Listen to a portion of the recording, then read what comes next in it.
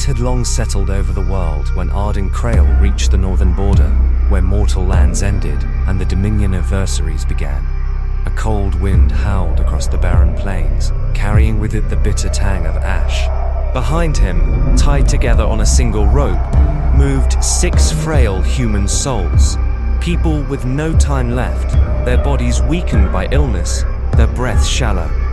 He had chosen them because they wanted release, and because Sophia had once healed his daughter, buying his loyalty with a single act of mercy.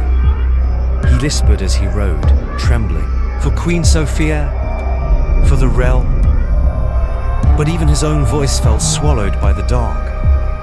The North Ravan stretched endlessly before him, a wasteland of fire and ruin, a land where the sky bled red and the ground cracked underfoot like scorched bone. Flames erupted from the earth in unpredictable bursts, hissing with a life of their own. Rivers of molten embers cut jagged paths through blackened stone. As Arden led the 6 forward, the dying humans shook violently, coughing through the sulfur-tainted air. "It's all right," he whispered. "She will not have you, I promise." But he didn't know if that promise could be kept. The terrain worsened the deeper he went. Twisted trees with charred limbs reached out like skeletal hands. The air grew thick with heat and a metallic scent of old blood. Strange shapes moved in the distance, slithering, crawling, whispering. Arden kept his head down, remembering Sophia's words. "Do not look directly into the fire that never dies. Her monsters dwell inside it." He obeyed. When he finally reached the towering obsidian gate, his horse nearly collapsed. Verserys' domain. 2 towering guards, neither fully human nor immortal, dragged the gate open. Their skin was grey as tow, cracked like burnt clay. Their eyes glowed molten white. "You bring sacrifices," one hissed. Arden nodded and untied the rope. "Yes, for Her Majesty," as she requested. The guards exchanged a glance and ushered him through. Inside, Ravan unfolded into something even worse than legend, a kingdom drowned in agony. Screams echoed from the caves where fire licked the walls. Figures writhed in chains, both mortal and immortal, their bodies contorted by the flames that refused to kill them. Demons made of smoke prowled the ruined streets. Every corner spoke of suffering. Every shadow trembled with some unspeakable torment. Arden fought the urge to turn back. Then he reached her palace. The Palace of Ash and Bone. The palace rose from the scorched earth like a monstrous cathedral, spires of dark metal, ribbed arches made from the bones of titans, windows glowing with inner fire. Beautiful and horrific. Elegant, and Arden swallowed hard, guiding the 6 trembling humans into the grand hall. Torches lined the walls, but the flames were black, an impossible, consuming darkness. Sculpted into each column were trophies, fangs of ancient immortals, crowns of fallen kings, talismans soaked in old magic, skulls carved with runes that pulsed like dying hearts. And at the very end of the hall, seated upon a throne that dripped embers like molten tears, was Verserys Valkyrie. Verserys, the god of dark. Her skin shimmered like polished obsidian, laced with cracks of red fire. Her hair burned like black flame, falling in waves of smoke. Her eyes were twin infernos, beautiful, devouring. She smiled when she saw Arden.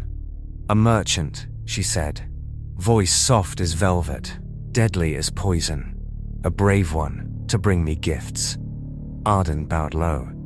"I bring 6 offerings, Your Majesty." As you commanded, she rose from her throne, moving with impossible grace. "They will do for tonight." Her smile widened, almost childlike. "Leave them in my dungeon. I have other business to attend to." She laughed then, a sound that rippled down the hall like a blade dragged over stone. Destruction waits for no queen. She swept past him, trailing a path of burning footprints that vanished moments later. For a moment, Arden stood frozen. Then he acted. The dagger. The dungeon was not down, but up, hidden in the spire. He knew this because Sophia had told him. She hides her treasures where only her favorite monsters roam. The 6 sacrifices cowered near the entrance. Arden whispered to them, "Stay quiet, stay hidden. I will return." He moved through the dim corridor at a near run, heart pounding. Smoke creatures slithered out of sight. The walls trembled with the cries of beings trapped between death and eternity. At the end of the hall was an iron door, shaped like a screaming mouth. He pushed inside. Shelves lined the chamber. Artifacts hummed with power. A crown that whispered the names of the dead. A sword forged from the spine of a living demon. A heart beating inside crystal. A vial of black sunfire. An ancient scroll bound by flesh. But Arden wasn't here for them. There, displayed on a pedestal of charred stone, wrapped in a shimmering cloth of ancient runes, lay the weapon every immortal feared, the god-killer, Verath Soulbane. It glowed faintly, as though aware of him. Arden's breath shook. "For Lady Sophia," he whispered again, hands trembling as he lifted the dagger free. It vibrated in his grasp, humming with a wrath that rattled his bones. He quickly wrapped it in the rune-covered cloth, the only thing capable of containing its fury. He turned to leave, and the earth suddenly shook. A horn sounded across Ravan, a terrible, ancient horn, a sound that could split mountains and silence the gods. The entire north trembled. Arden froze, blood draining from his face. "No," he breathed. "They've discovered it." He sprinted back toward the entrance, grabbing the 6 sacrifices and pushing them toward the exit. They ran through the burning streets, cast screaming pillars over blood-stained stone, dodging eruptions of living flame. Behind them, the horn sounded again, louder, angrier, vibrating the world. "Mercy of Elyandor," Arden gasped, stumbling toward the gates. "May your hand guide me." He mounted his horse, pulled the 6 up behind him, and whipped the reins. The beast bolted south. The sky itself roared. Far behind, in the heart of Ravan, a monstrous voice rose, Verserys' fury unleashed upon her kingdom. Arden did not dare look back. The horn bellowed one final time, shaking the stars.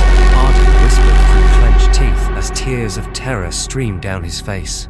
"By the light of Elyandor, gods help me." Then he vanished into the night, carrying the weapon that could kill gods, straight toward Jaime and Sophia.